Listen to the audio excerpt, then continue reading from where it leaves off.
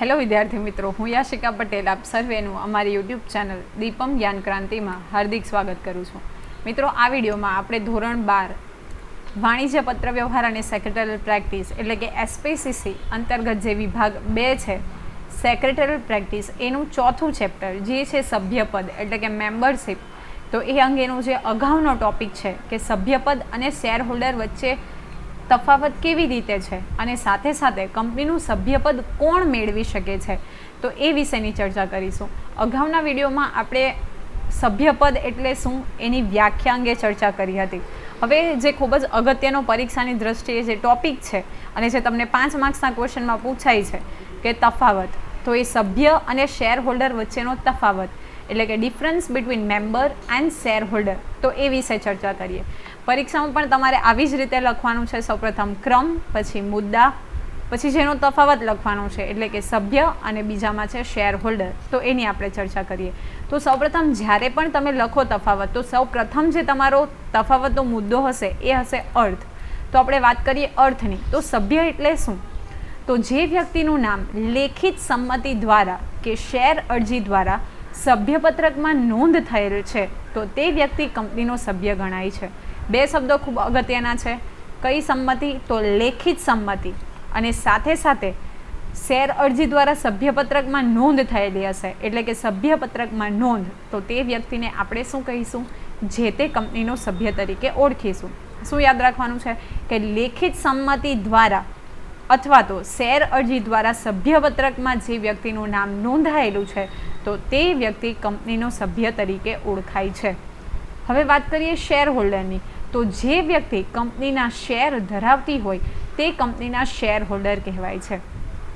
એટલે કે જે વ્યક્તિ જે તે કંપનીના શેર ધરાવતી હોય, એટલે કે જ્યારે કંપની વિજ્ઞાપન પત્ર બહાર પાડે અને શેર માટેની અરજી કરે અથવા તો જાહેર જનતાને આમંત્રણ આપે અને જે વ્યક્તિ એ બાબતે શેર લેવા માટે ઈચ્છા ધરાવતી હોય, તો શું કરશે? એ વ્યક્તિ શેર ખરીદશે અને જે એવી રીતે શેર ધરાવતી હશે તો એને કંપનીના શેર હોલ્ડર તરીકે ઓળખવામાં આવે છે.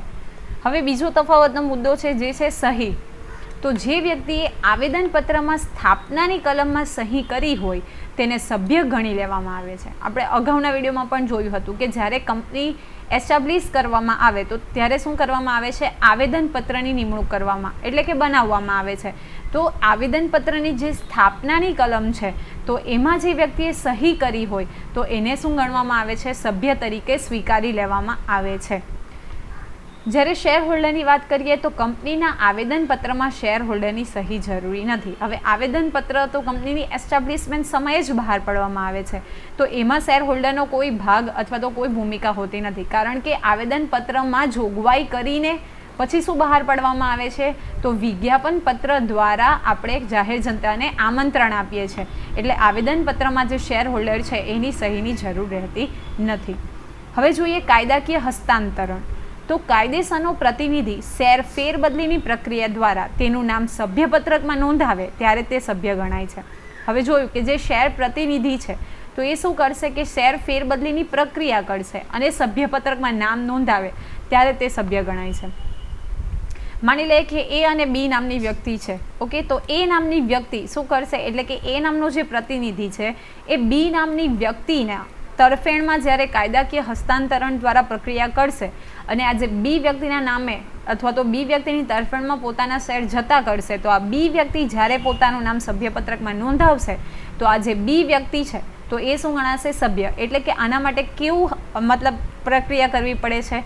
તો કાયદાકીય હસ્તાંતરણની પ્રક્રિયા કરવી પડે છે. કાયદાકીય હસ્તાંતરણ દ્વારા જ્યારે કાયદેસરના પ્રતિનિધિને શેર પ્રાપ્ત થાય છે ત્યારે તે શેર હોલ્ડર ગણાય છે. અહીં શું કરવું પડશે કે એક વ્યક્તિએ બીજા વ્યક્તિની તરફેણમાં પોતાના શેરની ફેરબદલી કરવી પડશે, પરંતુ શેર હોલ્ડરમાં શું હશે કે જ્યારે પોતે શું કરશે કે શેર લેવા માટે પોતે ઈચ્છા ધરાવે છે તો એ શું કરશે? શેર અરજીનું જે ફોર્મ છે એ ભરશે. સાથે સાથે કંપનીના જે સંચાલકોની માન્ય સભામાં એને શેરનું જે ફોર્મ છે એ અંગે મંજૂરી મળશે અને પછી એને શેર આપવામાં આવશે, તો ત્યારે શું કરવામાં આવશે? ત્યારે તે શેર હોલ્ડર ગણાય છે. હવે જોઈએ આપણે કે કંપનીનું જે સભ્યપદ છે તો એ કોણ કોણ મેળવી શકે? Who can acquire a membership? તો કંપની એ કાયદા દ્વારા અસ્તિત્વમાં આવેલી કૃત્રિમ વ્યક્તિ છે.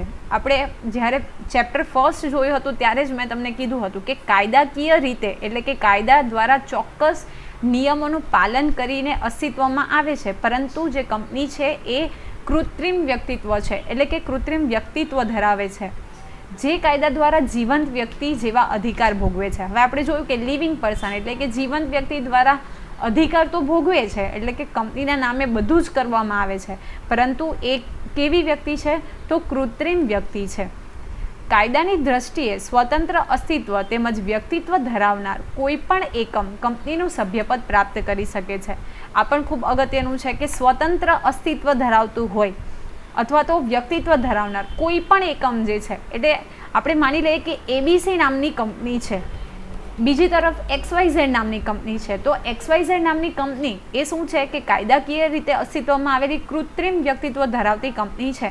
તો XYZ વ્યક્તિ છે એ ABC કંપની છે એના શેર લઈ શકે, એટલે કે એનો શું બની શકે? સભ્યપદ પ્રાપ્ત કરી શકે. આ અંગે કંપનીના નિયમન પત્રની જોગવાઈઓનું પાલન થવું જરૂરી છે. આપણે જોયું કે જ્યારે કંપની અસ્તિત્વમાં આવે છે તો ત્યારે શું કરવામાં આવે છે? તો નિયમન પત્ર બનાવવામાં આવે છે. તો એ અંગેની જે ચોક્કસ જોગવાઈઓ છે તો એનું પાલન થવું જરૂરી છે. કંપનીનું સભ્યપદ મેળવવા માટે નીચેની વ્યક્તિઓ કે સંસ્થાનો સમાવેશ કરી શકાય. તો કઈ કઈ વ્યક્તિઓ અથવા તો સંસ્થાઓ જે તે કંપનીનું સભ્યપદ એટલે કે મેમ્બરશિપ મેળવી શકે? તો એની વાત કરીએ તો સૌપ્રથમ છે જીવંત વ્યક્તિ એટલે કે લિવિંગ પર્સન. કંપનીનું સભ્યપદ એ વ્યક્તિ અને કંપની વચ્ચેના કરાર દ્વારા મળે છે.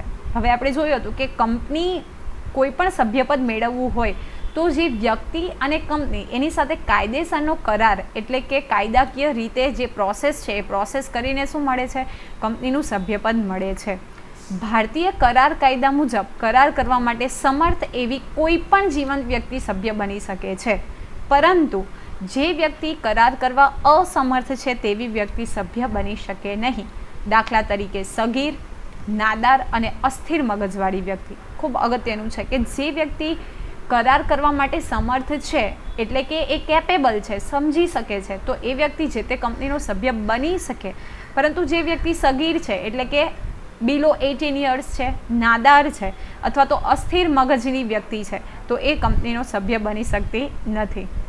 ભારતીય કાયદા મુજબ કેટલાક સંજોગોમાં સગીરની બાબતમાં અપવાદ સ્વીકારવામાં આવ્યો હોવાથી તે કંપનીનો સભ્ય બની શકે છે. હવે સગીર બાબતની આપણે વાત કરીએ તો એની પાછળ જો કોઈક વારસદાર હોય તો એ અપવાદ સ્વીકારવામાં આવે છે અને તે શું બની શકે છે? સભ્ય બની શકે છે. તમે જ્યારે બેંકમાં જતા હો ત્યારે પણ હોય કે જે બિલો 18 યર્સ છે તો એનું અકાઉન્ટ ઓપન કરાવવું હશે કે કોઈ પણ હોય તો એની બાબતમાં નોમિનેશન્સ હશે અને જે પ્રોસેસ કરવી પડે તો એવી જ પ્રોસેસ જો કંપનીમાં પણ કરવામાં આવે તો એવા અપવાદરૂપ સંજોગોમાં એ વ્યક્તિ જે છે એ કંપનીનો સભ્ય બની શકે. પછી છે પેઢીના ભાગીદારો એટલે કે પાર્ટનર્સ ઓફ ધ ફર્મ.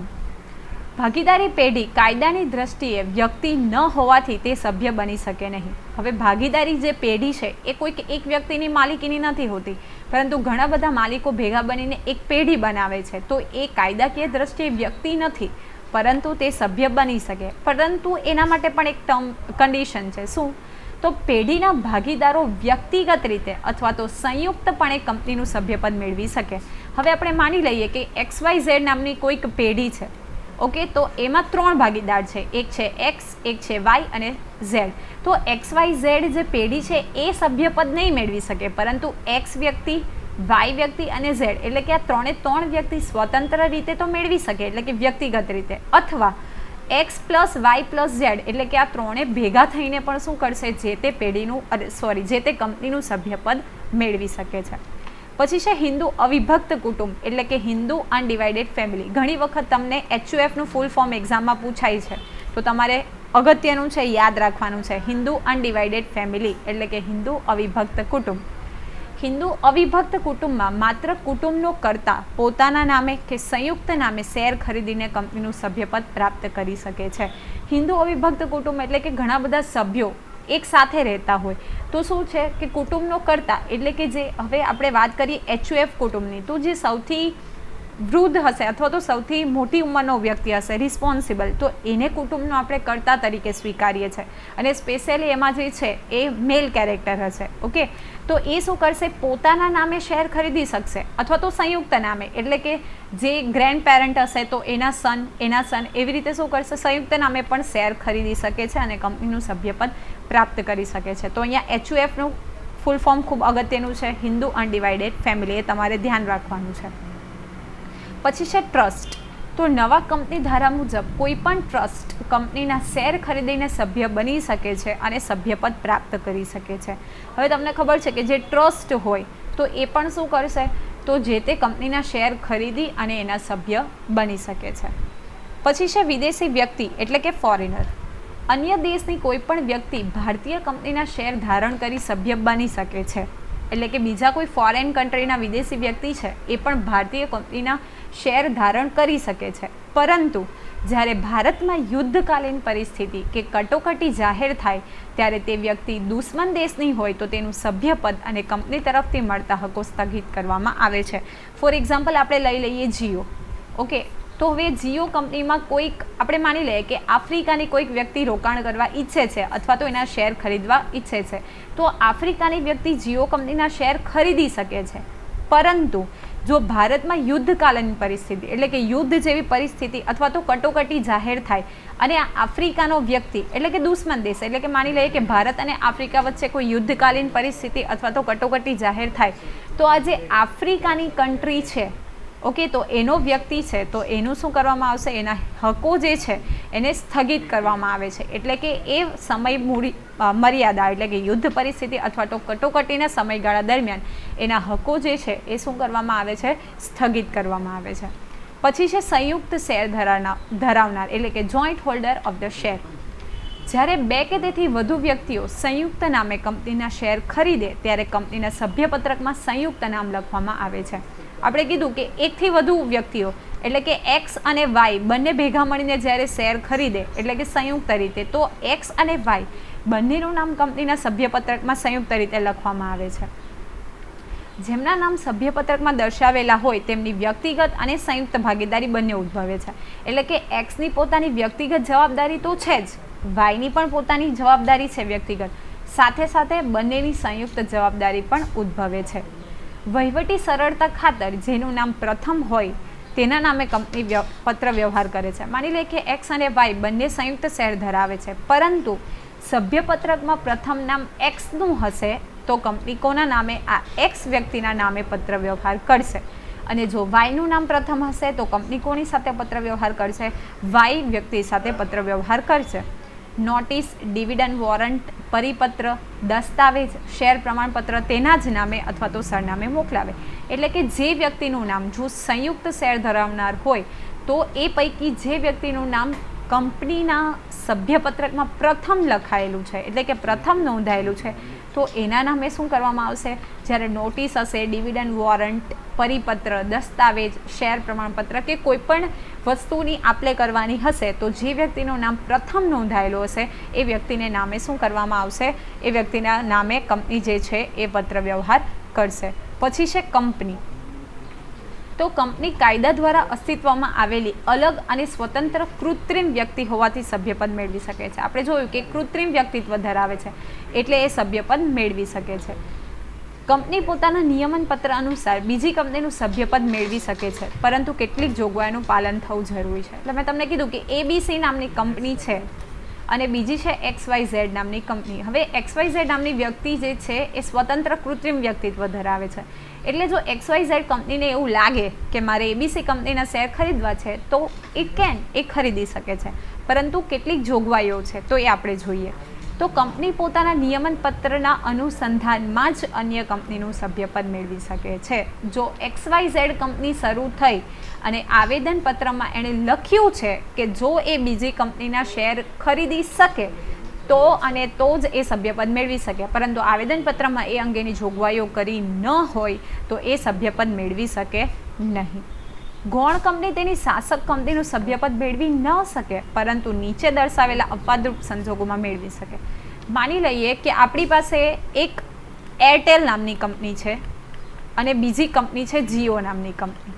હવે આ જીઓ નામની કંપની છે એ શાસક કંપની છે, એટલે કે મેઇન કંપની છે, અને એરટેલ જે છે એ ગૌણ કંપની છે, એટલે કે સબસિડરી કંપની છે.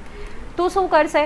તો ગૌણ કંપની શાસક કંપનીનું સભ્યપદ મેળવી ન શકે. એટલે કે એરટેલ કંપની છે જે ગૌણ કંપની છે, શાસક કંપની એટલે કે મેઇન કંપની જીઓનું સભ્યપદ મેળવી શકશે નહીં. પરંતુ કેટલાક સંજોગો છે તો એ જોઈએ. શાસક કંપનીના કોઈ સભ્યનું અવસાન થાય અને ગૌણ કંપની કાયદેસરના પ્રતિનિધિ તરીકે શેર ધારણ કરે ત્યારે, હવે આ જીઓ કંપની જે આપણી કઈ કંપની છે? શાસક કંપની છે. તો એના કોઈક સભ્યનું અવસાન થઈ જાય અને એના કાયદેસર જે ગૌણ કંપની છે તો એ કાયદેસરના પ્રતિનિધિ તરીકે શું કરશે? એ શેર સભ્યપદ મેળવી શકે. ગૌણ કંપની કોઈ પણ સભ્યના ટ્રસ્ટી તરીકે હોદ્દો ધરાવતી હોય, આવા ટ્રસ્ટમાં કોઈ પણ હિત સંબંધ ન હોય ત્યારે. હવે આ જે ગૌણ કંપની છે એટલે કે એરટેલ, એ શું કરશે કે ટ્રસ્ટી તરીકે સંબંધ ધરાવતી હશે, પરંતુ એનો કોઈક હિત સંબંધ ન હોય તો ત્યારે પણ એ સભ્યપદ મેળવી શકશે. આ કાયદાના અમલ પહેલાં કોઈ ગૌણ કંપની શાસક કંપનીનું સભ્યપદ મેળવ્યા બાદ તે કંપનીઓ વચ્ચે સંબંધ સ્થાપિત થયો હોય ત્યારે, હવે આ જે ગૌણ કંપની છે એટલે કે એરટેલ જો એ જીઓનું સભ્યપદ મેળવે અને એ બંને વચ્ચે જ્યારે સંબંધ પ્રસ્થાપિત થયું હોય તો એ સંજોગોમાં એરટેલ એટલે કે ગૌણ કંપની છે એ શાસક કંપની એટલે કે જીઓના શેર જે છે એ મેળવી શકે. અને છેલ્લી કન્ડિશન છે અન્ય સંસ્થાઓ એટલે કે અધર ઇન્સ્ટિટ્યુશન્સ.